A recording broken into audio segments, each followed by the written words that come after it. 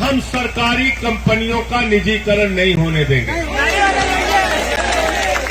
और अब तो सवर्णों को भी लड़ना पड़ेगा, क्योंकि तुम्हारा भी आरक्षण हो गया। इसलिए अब ये अगला पिछड़ा मत करना सब लोग। मोदी जी ने सवर्णों के लिए ईडब्ल्यूएस का जो आरक्षण किया है वो भी खत्म कर देंगे अगर इसको अडानी को बेच दिया। अरे बेईमानो, भारत माता की जय भारत की संपत्ति बढ़ाने से होगी, बेचने से नहीं होगी। जैसे ही चुनाव आता है कोई हिंदू हो जाता है, कोई मुसलमान हो जाता है। इंडिया बेचेंगे, हम एयरपोर्ट बेचेंगे, हम एफसीआई बेचेंगे, हम एलआईसी बेचेंगे, हम बिजली बेचेंगे, हम पानी बेचेंगे, हम बीपीसीएल बेचेंगे, हम पूरा हिंदुस्तान बेचेंगे। कर्मचारियों को यह कहना होगा, कर्मचारियों को यह कहना होगा कि हम भारत की संपत्ति को बिकने नहीं देंगे। वो लोग सपूत कहलाते हैं जो माँ बाप की संपत्ति को बढ़ाते हैं, और जो माँ बाप की संपत्ति को बेचते हैं उनको क्या कहते हैं? क्या कहते हैं? जोर से बोलिए। तो एक कपूत सरकार देश के अंदर चल रही है, आपकी संपत्तियों को बेचने का काम कर रही है। आप इसमें लिखिए, हम सरकारी कंपनियों का निजीकरण नहीं होने देंगे। और एक चीज और याद रखना, यह आरक्षण की व्यवस्था अगर सरकारी विभाग ही नहीं रहेगा तो खत्म हो जाएगी अपने आप। फिर कहाँ रहेगी आरक्षण की व्यवस्था? अपने आप खत्म हो जाएगी। और अब तो सवर्णों को भी लड़ना पड़ेगा, क्योंकि तुम्हारा भी आरक्षण हो गया। इसलिए अब ये अगला पिछड़ा मत करना सब लोग। मोदी जी ने सवर्णों के लिए ईडब्ल्यूएस का जो आरक्षण किया है वो भी खत्म कर देंगे अगर इसको अडानी को बेच दिया। एयरपोर्ट को बेच दिया, अडानी को बेच दिया। कहते हैं भारत माता की जय, हम भारत की रेलवे बेचेंगे।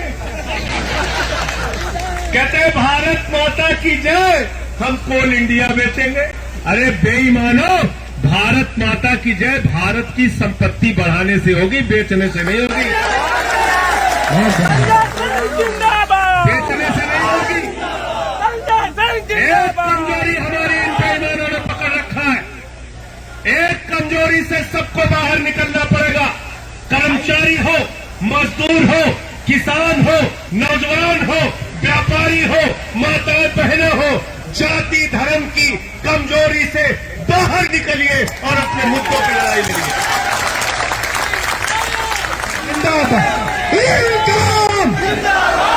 हमको कहना होगा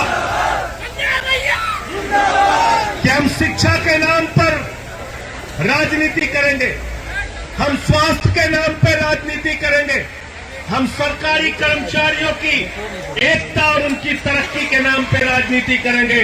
बताओ, हिंदुस्तान में कौन सी संस्था है जहां पे 400 लोग सालाना मार दिए जाते हैं और सरकार उनको पूछती नहीं? इसकी लड़ाई सिर्फ आज जंतर मंतर पे नहीं होगी, इसकी लड़ाई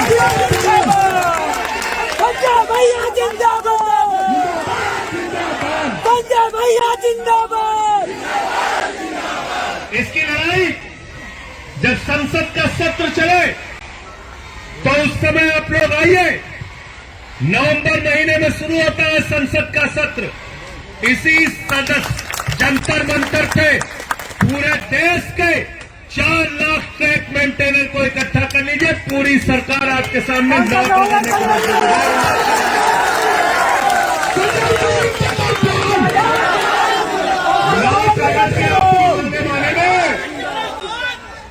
याद रखना।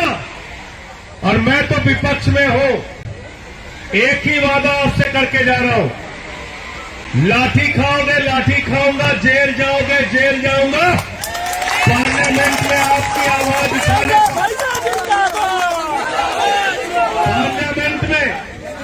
पार्लियामेंट में आपकी मांगों की आवाज अगले संसद के सत्र में पूरी मजबूती से उठाऊंगा। सुन लेना।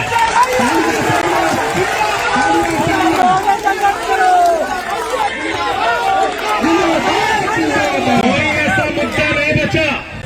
संसद में होगा संघर्ष करो। बचा जिसके मामले को लेकर मैंने पार्लियामेंट में आवाज पूरी मजबूती से आम आदमी पार्टी के सांसद के तौर पे मैंने देश की संसद में आपकी आवाज उठाने का काम किया। और जब यहां रामलीला के मैदान में ओल्ड पेंशन की बहाली को लेकर कर्मचारी आंदोलन पर बैठे थे तो मैंने दिल्ली के मुख्यमंत्री अरविंद केजरीवाल जी से अनुरोध किया कि आप पुरानी पेंशन दिल्ली में बहाल कीजिए, और उन्होंने दिल्ली की विधानसभा में पुरानी पेंशन बहाल करने का प्रस्ताव पारित किया। इसलिए आप सबसे एक ही बात कहना चाहता हूं, जो ट्रैक मेंटेनर ट्रैक को सही करते हुए, ट्रैक को बनाते हुए अच्छा ट्रैक बन सके, इसलिए ट्रेन के नीचे आके अपनी जान दे देते हैं, वो आपके और हमारे लिए शहीद हैं, जो लोगों की जान बचाने के लिए अपनी कुर्बानी देते हैं। रेल के अंदर यात्री बैठकर अच्छी ट्रैक पे चल सके, इसलिए ट्रैक मेंटेनर अपनी जान की कुर्बानी दे देता है। और इसलिए मैं आपसे कहना चाहता हूं, वो अगर आपके लिए, हम सब के लिए शहीद हैं, तो जैसे दिल्ली की सरकार ने शहीदों के लिए 1 करोड़ की सम्मान राशि घोषित की है, जिसके साथ भी ऐसी दुर्घटना होती है उनके परिवार के लिए 1 करोड़ की सम्मान राशि परिवार के लिए रेलवे की तरफ से मिलना चाहिए।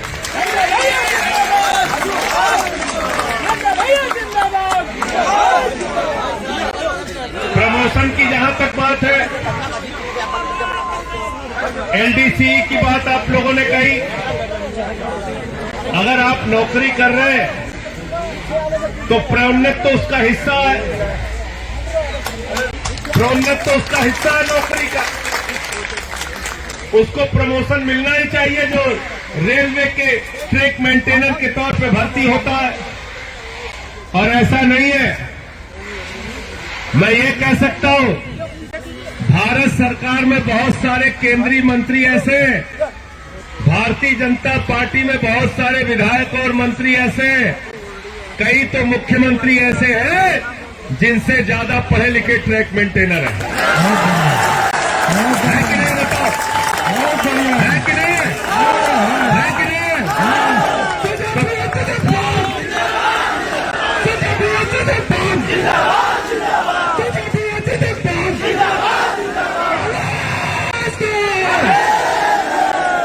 तो एक चीज बताओ, तुम 8वीं पास करके देश चला सकते हो और ये MA पास करके प्रमोशन नहीं ले सकते हैं? कैसी बात है भाई?